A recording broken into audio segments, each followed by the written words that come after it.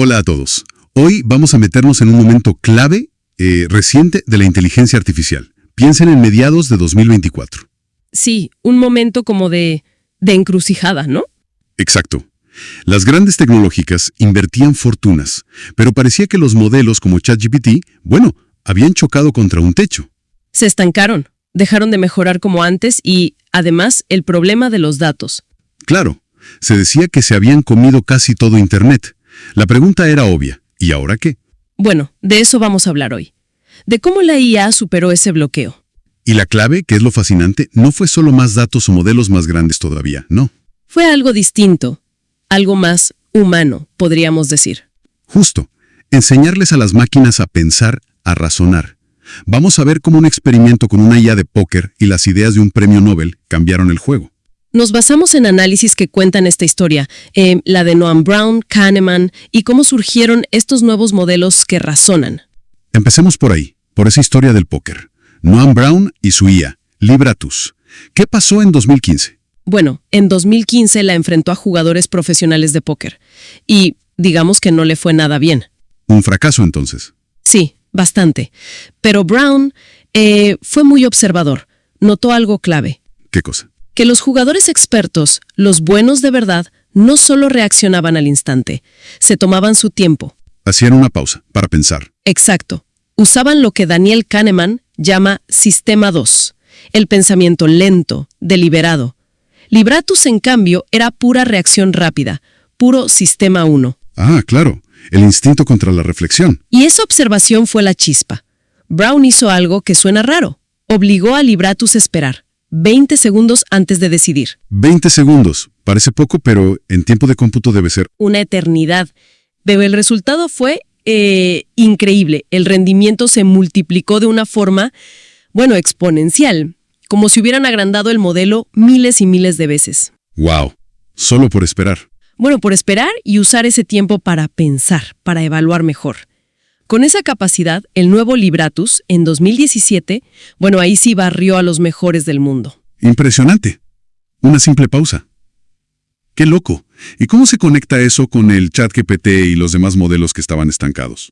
Pues Brown llevó esa idea, esa necesidad de pensar a OpenAI, justo cuando estaban lidiando con ese pecho, ¿no? El momento justo. Sí, y de ahí nació el concepto de los modelos de lenguaje de razonamiento, los RLM. RLM. ¿Qué los diferencia? Fundamentalmente que no solo predicen la siguiente palabra como los modelos anteriores. Estos intentan, entender la tarea. La analizan. Exacto. La descomponen en pasos, evalúan distintos enfoques, incluso se autocorrigen antes de dar una respuesta. Es un cambio de paradigma total. O sea, no es solo repetir patrones, es construir una respuesta. Justamente.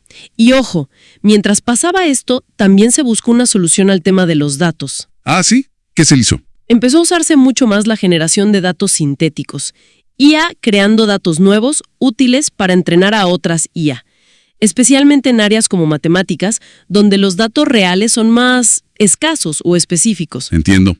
Entonces, el razonamiento era la vía principal y los datos sintéticos ayudaban por otro lado. Eso es. Y en ese contexto, a principios de 2025, aparece un jugador inesperado. ¿Quién? DeepSeek R1. Un RLM muy potente de código abierto y, lo más llamativo, de una startup china casi desconocida. Una startup china. ¿Y qué tal era? Pues ahí estuvo la sorpresa. El rendimiento era comparable a los modelos carísimos de OpenAI, de Google, pero era gratis y se decía que mucho más barato de crear. Eso debió sacudir todo. Totalmente. Imagínate, democratizó el acceso a este tipo de IA que razona. Pero claro, no sin polémica. ¿Qué pasó? La controversia. OpenAI salió a decir, a sugerir, que DeepSeek había usado destilación. ¿Destilación? ¿Qué es eso? Básicamente, que aprendió mirando y copiando las respuestas de ChatGPT-4, como un estudiante copiando del compañero más listo. Ah, ya. Hubo acusaciones de copia. Sí. Pero más allá de si fue cierto o no, el impacto fue brutal. La adopción de DeepSeek fue rapidísima en todo el mundo. Me imagino, gratis y potente. Claro. Los modelos chinos empezaron a subir en los rankings como espuma, y la carrera de la IA, que parecía frenada, bueno, se aceleró de nuevo y puso en jaque el modelo de negocio de los grandes, ¿no? Tiene sentido. Ahora, decís que racionan, pero ¿cómo es eso adentro? ¿Tienen como un mini cerebro pensando? No, no un mini cerebro. Es más un proceso estructurado. Primero, analizan bien la pregunta. A veces hasta piden que se aclare algo. ¿Cómo haría una persona? Algo así. Luego, diseñan un plan. Dicen, ok, para responder esto necesito hacer A, B y C. ¿Y si necesitan información externa? Pueden consultar herramientas. Una calculadora, una base de datos, buscar en la web, lo que necesitan para ejecutar su plan. Interesante. Y generan distintas cadenas de pensamiento, como borradores de respuestas. Las evalúan, ven cuál es mejor, se corrigen y eligen la respuesta final. Suena complejo. ¿Algún ejemplo? El que dio Jensen Huang de NVIDIA es muy bueno. La planificación de las mesas para una boda. Ah, sí, lo recuerdo. Una IA tradicional tipo Llama 3 falló. No pudo organizar bien. Pero DeepSeek R1, un RLM, analizó las relaciones familiares, quién no se lleva bien con quién, los ángulos de visión de las mesas. ¡Wow! Consideró un montón de factores. Un montón. Pero claro, ese pensar, esa reflexión, consume muchísimos más recursos de cómputo en el momento de dar la respuesta, lo que llamamos inferencia. O sea, son más caros de usar, aunque sean gratis para el usuario. Exacto. Y eso tiene implicaciones enormes para el hardware, para empresas como NVIDIA. Se necesita más potencia para que piensen. Este nivel de análisis ya suena bastante cercano a la inteligencia humana en ciertas tareas, ¿no? Nos estamos acercando a la famosa AGI, la inteligencia artificial general. Esa es la pregunta del millón, ¿verdad? A ver, la AGI sería una máquina que iguale o supere a los humanos en prácticamente todo. ¿Y estamos ahí? Aún no, seamos claros, todavía no. Pero la velocidad del avance actual es vertiginosa. ¿Qué indicios hay? Bueno, ves modelos como Auth0 de OpenAI, que muestran capacidades realmente sorprendentes en tareas específicas. Ethan Mollick la llama proto-superinteligencia. Proto-superinteligencia. Suena fuerte. Lo es, y figuras importantes como Altman de OpenAI o Musk ya hablan de AGI en meses o pocos años. Aunque siempre hay debate con esas predicciones. Siempre. Pero es innegable que los benchmarks, las pruebas que usamos para medir la IA, se están quedando obsoletos muy rápido.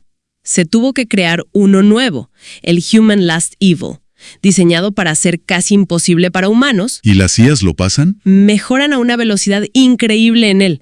Así que, repito, no hay AGI todavía, pero el progreso es innegable.